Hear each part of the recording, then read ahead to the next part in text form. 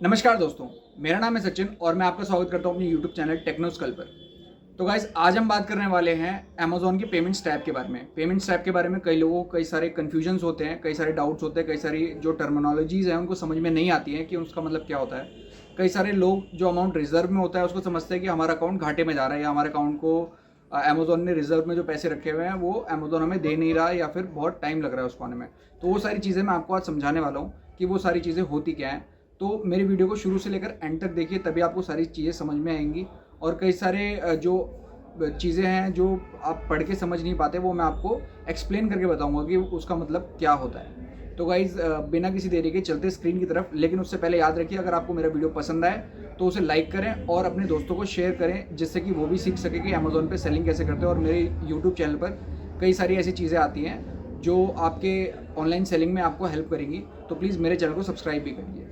चलिए चलते हैं स्क्रीन की तरफ। तो गाइस, सबसे पहले आपको जाना है अपने अमेज़ॉन के पैनल पर। जैसे कि मैंने आपको बताया, मैं एक नया अकाउंट यूज़ कर रहा हूँ जो कि बिल्कुल हाल ही में स्टार्ट हुआ है। तो यहाँ पर सबसे पहले आपको ढूंढना है रिपोर्ट्स के ड्रॉप डाउन में मिलेगा आपको पेमेंट्स। ये पेमेंट्स पर क्लिक करते ही आपको एक पेमेंट्स का डैशबोर्ड खुल जाएगा। पेमेंट्स का डैशबोर्ड खुलते ही मैं आपको बताता हूँ, ये यहाँ पे कई सारे चीज़ें लिखी हुई हैं। इन सब के बारे में एक एक करके बताऊँगा, जैसे statement view, transaction view, all settlements and all. तो सबसे पहले हम देख लेते हैं स्टेटमेंट व्यू क्या है। स्टेटमेंट व्यू में सबसे पहले हमारे पास है इलेक्ट्रॉनिक ट्रांजैक्शंस। इलेक्ट्रॉनिक ट्रांजैक्शंस का मतलब होता है कि जो भी पेमेंट आपके कस्टमर ने इलेक्ट्रॉनिकली करी है, नेट बैंकिंग से या क्रेडिट कार्ड से या डेबिट कार्ड से, तो वो ये क्लासिफाइड है। क्लासिफाइड इसलिए बोल रहा हूँ क्योंकि इन दोनों को ही अलग अलग करके हमेशा हर जगह जहाँ पर भी पेमेंट्स के बारे में बात होगी, COD और इलेक्ट्रॉनिक ट्रांजैक्शंस को अलग अलग करके ही दिखाया जाएगा। कहीं पर भी आप कंफ्यूज मत होइए कि अगर इलेक्ट्रॉनिक आप देख रहे हैं तो वो एक ही है। इन दोनों को अलग अलग बताया जाता है, दिखाया जाता है। और पेमेंट जब आती है तो दोनों की ही अलग अलग आपके अकाउंट में सेटल होती है। COD बैलेंस अलग और इलेक्ट्रॉनिक बैलेंस अलग। तो ये दोनों ऐसे क्लासिफाइड है। नीचे आपके COD है और नीचे ऑल अकाउंट्स है। इसका मतलब है दोनों का जो भी टोटल होगा आपका वो ये है। तो ये आपको समझ में आ गई। ये आपका COD और ये इलेक्ट्रॉनिक ट्रांजैक्शंस होता है। और अब आगे आते हैं, यहाँ पे है फंड्स अवेलेबल। फंड्स अवेलेबल में है, इस वक्त मेरे पास 0 है क्योंकि मेरे पास अभी कोई पेमेंट नहीं आनी होगी। लेकिन अगर मैं ऐड सेटलमेंट एंड करूँगा तो यहाँ पर अमाउंट चेंज हो जाता है। कई लोगों का ऐसा होता है कि जो नाव में होता है वो यहाँ पर कुछ अमाउंट होता है। मान लीजिए यहाँ पे 400 रुपये है और जैसे ही आप ऐड सेटलमेंट एंड पे क्लिक करेंगे यहाँ पे 1476 रुपये आ जाएगा, जैसा अभी मेरा हो रहा है। तो अगर नाव का मतलब ये होता है कि आपके पास अभी कोई भी प्रोडक्ट जो भी डिलीवर्ड हुआ है कस्टमर के पास, उसका अमाउंट अभी तक अमेज़ॉन ने कलेक्ट नहीं करा। अगर वो अमाउंट कलेक्ट कर लिया होता तो यहाँ पर वो बैलेंस आ चुका होता और आप उसको रिक्वेस्ट करके आज ही के आज मंगवा सकते हैं।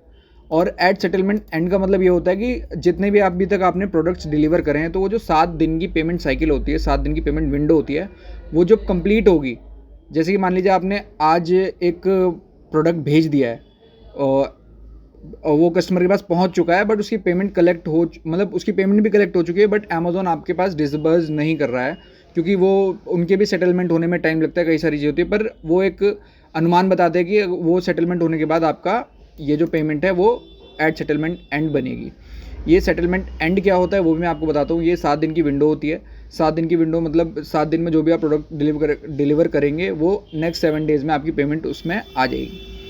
तो ये होता है। इन दोनों को भी यहाँ पे ऐसे क्लासिफाइड करा गया है, COD अलग और इलेक्ट्रॉनिक ट्रांजैक्शंस अलग। और रिसेंट पे आउट्स में आप जो भी आपका अभी हाल फिलहाल में कोई भी पेमेंट आई होती है वो रिसेंट पे आउट्स होते हैं। ये भी अलग है, इलेक्ट्रॉनिक अलग, COD अलग। अब हम नीचे बढ़ते हैं अकाउंट टाइप में। अकाउंट टाइप में जाने के बाद यहाँ पर भी आपको मैंने जैसे बताया कि हर जगह इसकी जो पेमेंट की हिस्ट्री होती है वो हर जगह दोनों अलग अलग करके ही बताते हैं कि COD अलग और इलेक्ट्रॉनिक अलग।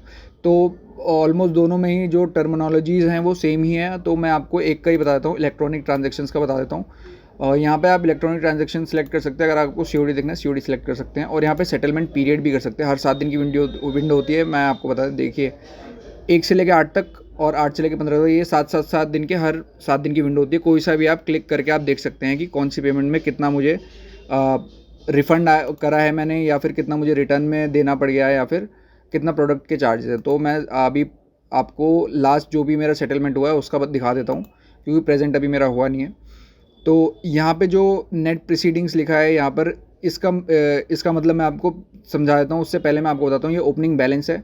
जितनी भी आपने सेल करी है इसमें सब कुछ इंक्लूडेड होता है, जो कि आपका टैक्स होता है, रिफंडेड एक्सपेंसेस होते हैं और प्रोडक्ट चार्जेस, सब कुछ इंक्लूडेड होता है। फिर इसको नीचे ब्रेक डाउन किया गया है। जैसे कि हमने ये 2155 रुपये कहाँ से लिए, ये सेल से 2420 रुपये और रिफंड्स में से 263 रुपये आपके माइनस हुए हैं इनमें। और इसमें मैं फ़र्क बता देता हूँ आपको कि 1420 रुपये सेल जो प्रोडक्ट की सेल्स होती है एक्चुअल, जिसमें कि आपका कमीशन भी होता है और सारे चार्जेस मिला के होते हैं। तो इसमें इसका जो ब्रेकडाउन है मैं आपको बताता हूँ। इसमें से 1420 रुपये में से 1329 रुपये तो आपके प्रोडक्ट के चार्जेस है, प्रोडक्ट जो भी आपका बिकता है उसके जो आपका एक्चुअल चार्ज होता है जो आपके अकाउंट में सेटल होता है वो है।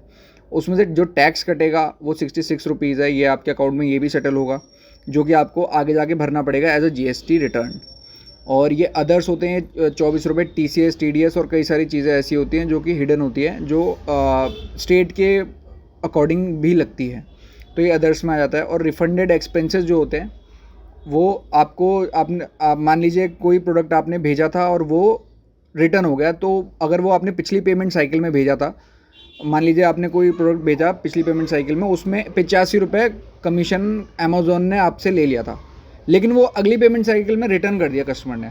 तो वो उस कस्टमर ने जब रिटर्न किया और जब आप उसको पैसे रिटर्न करते तो अमेज़ॉन ने जो अपनी फ़ीस ली थी आपसे वो अमेज़ॉन अब आपको रिफ़ंड कर रहा है। तो ये रिफंडेड एक्सपेंसेस होते हैं जो कि अमेज़ॉन आपको रिफ़ंड करता है एज अ कमीशन जो उसने चार्ज किया था जब आपने कस्टमर को प्रोडक्ट डिलीवर किया था। अगर आपको नई बात समझ में आती है आप मेरे को कमेंट बॉक्स में बता सकते हैं। ये वो एक्सपेंसेस होते हैं जो कि अमेज़ॉन आपसे ऑलरेडी ले चुका होता है, लेकिन जब अगर कस्टमर आपको वो प्रोडक्ट वापस करता है तो अमेज़ॉन आपको अपनी कमीशन भी वापस कर देता है, क्योंकि प्रोडक्ट की सेल हुई ही नहीं है, प्रोडक्ट की सेल रिटर्न हो गई है, तो वो अपनी कमीशन भी आपको रिटर्न करता है। तो ये वो कमीशन रिटर्न होता है, ठीक है। तो ये रिफ़ंड्स होते हैं आपके, जो कि आप कस्टमर से रिफ़ंड्स आते हैं आपको, ये सारे रिफ़ंड्स हैं। इनमें से ये जो टोटल ओपनिंग बैलेंस और इनमें से जो भी प्रोसीडिंग्स ये अमेज़ॉन करता है आपकी, वो ये है कि भाई COD में मैंने आपको 1037 रुपये दिए 2155 रुपये में से। अगर मैं इसको इलेक्ट्रॉनिक उसमें लेके जाऊंगा तो 1476 रुपये मैंने आपको एज ए इलेक्ट्रॉनिक ट्रांजैक्शन दिया है। मतलब ये ओपनिंग बैलेंस यही है, और इसमें से इतना मैंने इसमें दिया है और इतना मैंने इसमें दिया है। आ जाते हैं एक्सपेंसेस की तरफ। एक्सपेंसेस होते हैं आपके, वही आपकी अमेज़ॉन फ़ीस है जो कि अमेज़ॉन चार्ज करता है आपसे डिलीवरी वगैरह के। और अकाउंट लेवल रिज़र्व जो होता है, ये होता है जो आपको रिज़र्व में रखा जाता है। मान लीजिए कल को आपने जितना प्रोडक्ट डिलीवर करा है, ये सबसे बड़ी कन्फ्यूज़न लोगों को इसको होती है कि ये क्या चीज़ है, ये माइनस में क्यों है, हमारा इतने पैसे क्यों यहाँ पे रुके हैं। कई लोगों को 4-4, 5-5 हज़ार रुपये रुके हुए होते हैं, उनको समझ में नहीं आता कि क्या है। तो ये वो है, ये अकाउंट लेवल रिज़र्व होता है। मान लीजिए कल को आपने बहुत सारा माल बेच दिया और आपके पास पेमेंट भी आ गई उस माल की, अचानक से आपने क्या किया, अमेज़ॉन का अकाउंट बंद कर दिया। तो अमेज़ॉन अपनी जेब से तो देगा नहीं वो अमाउंट जो भी कस्टमर को, अगर मान लीजिए कस्टमर ने कोई प्रोडक्ट रिटर्न किया तो अमेज़ॉन अपनी जेब से तो देगा नहीं ना उसको रिफ़ंड। तो वो इसके लिए रिज़र्व करके रखता है अमेज़ॉन कि भाई अगर कस्टमर कल को रिटर्न करता है कोई प्रोडक्ट और हमारे सेलर ने अपना अकाउंट बंद कर दिया होगा, तो मैं इसमें से वो चीज़ काट के उसको दे दूँगी। ये जब तक आपकी सारी चीज़ें क्लियर नहीं हो जाती, रिटर्न अगर मान लीजिए आपने अकाउंट बंद किया कल को, तो जब तक आपके जो कस्टमर को प्रोडक्ट गए होते हैं वो उनकी साइकिल रिटर्न डेट ख़त्म नहीं हो जाती, जब तक कि एक रिटर्न का टाइम विंडो होता है वो ख़त्म नहीं हो जाता, जब तक वो रिज़र्व में ही रहेगा। अगर वो कस्टमर का टाइम विंडो निकल जाता तो यहाँ से रिज़र्व में से माइनस होके आपके बैलेंस में, नेट प्रोसीडिंग्स में आ जाएगा। तो ये होता है पूरा का पूरा, इसका मतलब आपकी पेमेंट की डैशबोर्ड का ये पूरा ब्रेकडाउन है। अगर आपको कुछ भी समझ में नहीं आया तो आप मुझे इंस्टाग्राम पर भी मैसेज करके पूछ सकते हैं कि आपको ये समझ में नहीं आया, और यहाँ से आप फ़िल्टर लगा सकते हैं। और कोई भी ऑर्डर नंबर, मान लीजिए आपको शक होता है कि इस ऑर्डर नंबर की पेमेंट नहीं आई मेरे पास, तो वो ऑर्डर नंबर कहाँ से निकालना है मैं ये भी बता दूंगा आपको। और इस यहाँ पे ऑर्डर नंबर डाल के आप सर्च कर सकते हैं, उसकी आपको पता चल जाएगी कि उसके पेमेंट आपकी माइनस हुई है कि क्या हुआ है। यहाँ से आप प्रिंट भी कर सकते हैं और ट्रांजेक्शन्स भी देख सकते हैं। ट्रांजेक्शन्स आप और भी जगह से देख सकते हैं, वो मैं आपको बता देता हूँ। यहाँ पे है ट्रांजेक्शन व्यू, इसको भी बहुत अच्छे से समझ लीजिए, आप लोगों के लिए बहुत ही ज़्यादा कन्फ्यूजिंग रहता होगा ये चीज़।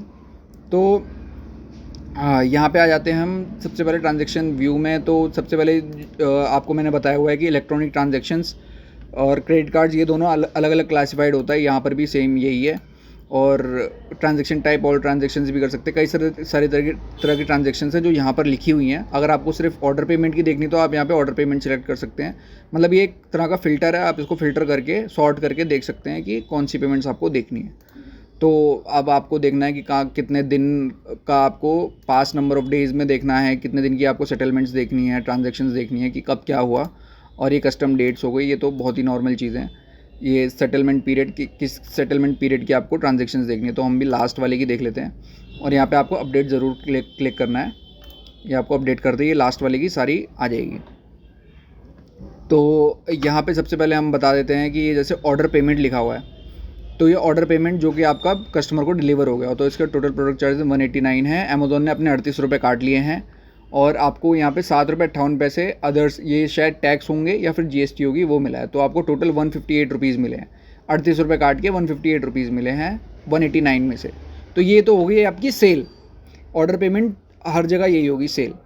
और ये होता है अमेज़ॉन ईजी शिप चार्जिंग, ये होती है आपकी बिलिंग जो कि अमेज़ॉन आपको प्रोवाइड करता है, जो कि आपको अमेज़ॉन पिकअप और आपकी डिलीवरी का जो ध्यान रखता है। अमेज़ॉन ईजी शिप आपके यहाँ से पिकअप करता है, उसके जो चार्जेस होते हैं, जो शिपिंग के चार्जेस होते हैं, वो ये है। अमेज़ॉन फ़ीस लेता है 92 रुपीज़, और जो भी अपने डैशबोर्ड की चार्जेस होते हैं वो यहाँ पे माइनस करता है अमेज़ॉन अपने। तो ये है अमेज़ॉन ईजी शिप के बिलिंग। तो ये आपके अकाउंट में से माइनस होती है, कमीशन होता है। और यहाँ पे है अमेज़ॉन, और यहाँ पे रिफ़ंड है। अगर आपने कोई भी प्रोडक्ट आपका रिटर्न आया है तो उसका आपने रिफ़ंड लिया है, तो नॉर्मल सी चीज़ है कि आपने अगर कोई प्रोडक्ट लिया तो उसका पूरा रिफ़ंड जाएगा। इसमें से अमेज़ॉन फ़ीस अपनी वापस करेगा आपको, और ये टैक्स आपको वापस देना पड़ेगा। जो आपने कस्टमर से लिया है वो टैक्स आपको वापस देना पड़ेगा। अमेज़ॉन ने जो आपसे फ़ीस ली थी सेल के वक्त, वो आपको वापस आएगी, तो ये प्लस में है। और आपको टैक्स वापस करना पड़ेगा कस्टमर का, तो ये माइनस में है। तो टोटल आपको इतना वापस करना पड़ेगा।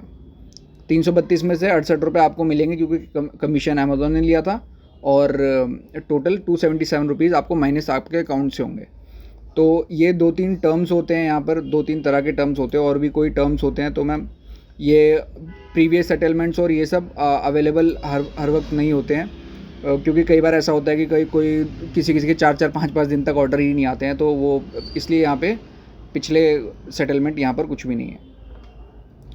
तो रिज़र्व अमाउंट कुछ भी नहीं है, क्योंकि सब कुछ सेटल हो चुका होता है। कई लोगों के जो है ऑर्डर्स नहीं आते हैं।